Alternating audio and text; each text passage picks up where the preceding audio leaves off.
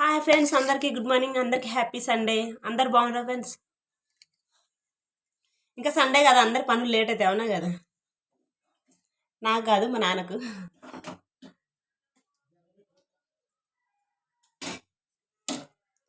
మా దగ్గర ఇక సండే స్పెషల్ ఏం లేదు, సోరకాయ ఇంకా జొన్న రొట్టె అన్నం అంతే.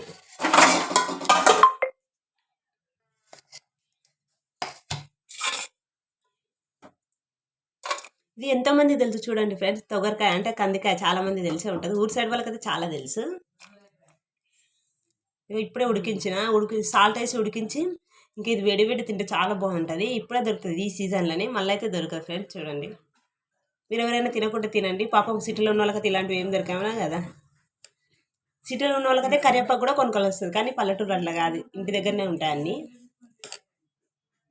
ఇది మా చేనుకే తీసుకొచ్చినాం, సాల్ట్ వేసి ఉడకబెట్టుకొని తింటున్నాం ఫ్రెండ్స్. ఇంకో విషయం చెప్తున్నా, దీన్ని పచ్చికాయకి ఒలుచుకొని కూర కూడా వండుకుంటారు చాలామంది, మేము కూడా వండుకుంటాం.